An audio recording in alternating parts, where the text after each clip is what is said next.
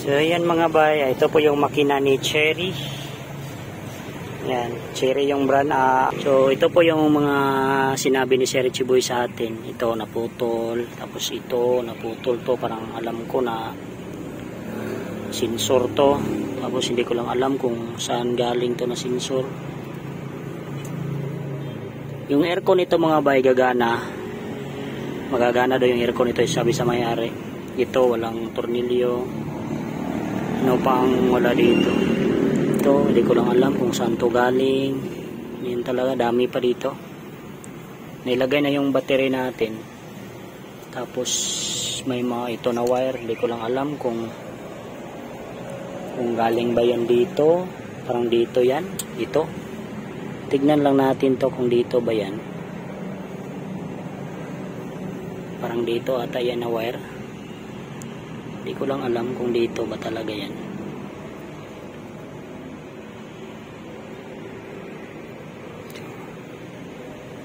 Parang dito talaga. May color na green, no? Sensor kasi to. Kasi ganito talaga yan pag mga IPI. May mga ganyang sensor ba. Tapos may mga cover to, kompleto daw ang cover nito. Ito po yung ignition coil niya, tatlo. Tapos tatlong spark plug. Tapos, yan po siya. Uy, nabasa. Nabasa na naman.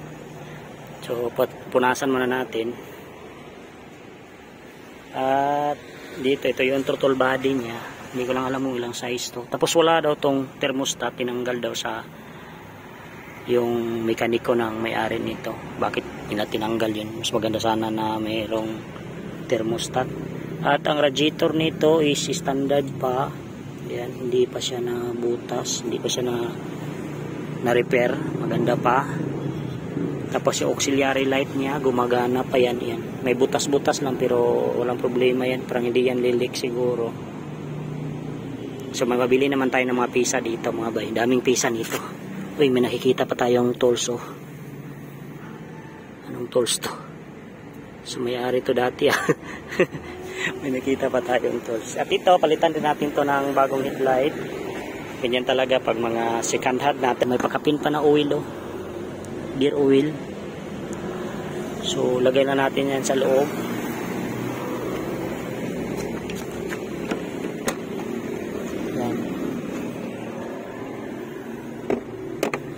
So, maganda pa yung sa loob mga bay, kunting linis lang to. Babaklasin ko, plano ko to, babaklasin ko to lahat ng mga upuan. Tapos ito i-repair ko kasi hindi siya gumaganon ba.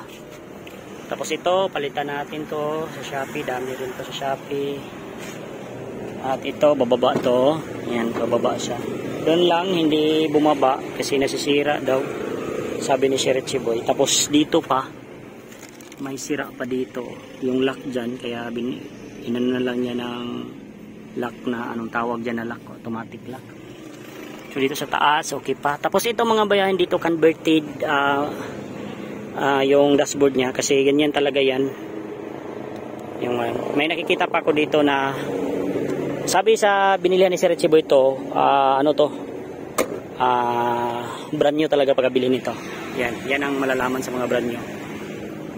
So ito, diskartehan na lang natin to.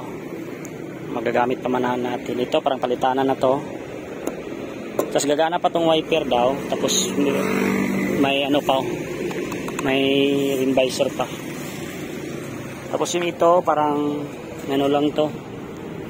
Parang i-repair lang natin to. Tapos ito papalitan rin natin tong brake light. Silang to. Tapos dito ang nakaganahan nito mga bay, itong mga rubber all goods pa. Hindi pa siya yan, lock lang natin ng libil pa yung dito mga bayo. Yan to is libil. Yan po, libil pa siya. Goods pa yung side mirror niya, maganda pa pero umalog na. Palitan din natin to. Tapos ito, signal light okay pa. Yung gulong lang ang problema, yan dalawa lang yung ito, palitanan pa to. Alam kong medyo may kamahalan to. Hindi ko lang alam kung brake pad nito. May brake pad pa naman. So, Yun talaga, dami pang maintenance nito. Itong shock, sana hindi pa tuputok yung shock. Dito sa likuran, ito din, dalawang tornilyo lang din ang humahawak. So, tapos dito, dalawa din. Meron namang isa, pero parang wala na talaga. So, dandahan lang tayo mapatakbo nito. Ito, ayan, level pa siya. Tsaka ito. Hindi lang ito malibel kasi nawala daw yung lock doon sa loob nito. Tapos dito, iba pala yung mags dito. Dalawa ding tornilyo na natira. Itong brake pad dyan. Medyo may kakapalan pa yung brake pad. So, parang dami pa tayong mabibili nito. Ang gulong, all goods pa naman. Makapal pa naman yung gulong. So, yan talaga. Pag bibili tayo ng hindi brand new, ganyan talaga. So, yan naman siguro. Dami pa dito. Yung mga leak nito, ayusin pa natin to. Yung mga iba nito, ako na lang ang magtatrabaho nito mga bay. Hindi na natin ito ipapatrabaho natin sa iba. Pero pag hindi natin kaya, yan, doon na tayo manghingi. Pero sabi ni Sir Richie Boy, ano naman daw, willing naman siya tutulong sa atin dito. Kasi malapit lang kami dito. At hindi to power steering mga bay. Pero malaman natin yung ano ngayon, yung manubila. So hintayin lang natin na dating yung susi kasi naiwan yung susi sa bahay ni Sir Richie. Let's go. Pandaro na mga bay. Diba?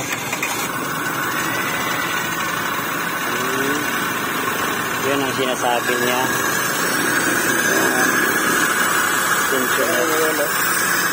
Taba kayo. Tulog ba? Tulog tiyo ko. Full body na. Ay, full body na. Tingala siguro. Open throttle na. Pero ang camera na sinara ito. Lahat sa likod. Yab. Tiyo ba? Yabi-yabihon ang daon ito na. Pagka-break, likod. Di mabri man nag-ana-ana. Sirahon na din eh. Meron taklog sa yung ano. Sa gilid. Ano yung cleaner yung taklog. Yun na pala si air cleaner din. Sa katamit sa butso. Okay. Log-log, maliglikod yapon, makargahan, marigisda. Ang malit. Oh. Malit to, nagina ko no? Oh, wala na, nauna na. Nauna na.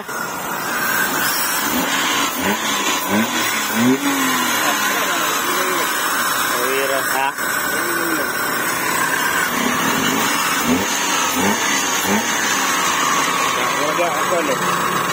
Tensioner gyud. Gasolina ba? Patay.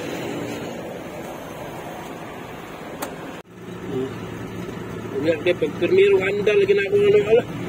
Nga natambay man pod. Mo gani. Agas-agas sa tubig. Tulog. May pagpanda ng tubig sa lunad lang. Naam gyud tubig niya. Boy. Ay. Saman. Ano ma? Kuan gyud niya kay Sigat. Parehang ngalan sa iyang asawa. Sere? Patay. Palibaran. Ha? Palibaran din ako. Palibaran tayo. Ano naman, nakauna naman ko. Mga bay, so street swap kami ni Sir Richie Boy. So alam kong matatagal pa to may upload kasi may una pa natin yung mga gagawin natin dito. So i-reveal lang natin to pag ito ay matapos na natin magawa kung anong magagamit natin to. Ilang pira yung mga gastos natin dito. So, ilang sakong medical yung mga gamit. So, yan si Sir Richie Boy. So, thank you kay Sir. So, at least ako din nakauna ba kay daghan na ro bagay day nag-PM ni mo no? Gapon na yan, yan gapon. Oh. Kay ulit naman may sabihin na mo gani. So, para gini sa kuha kay parehan ning ngalan sa akong partner Cherry. So, para gini sa kuha gyud. So mga brake pad medyo nipis-nipis pa pero kani isa sakto yung isa kasakong medical ani.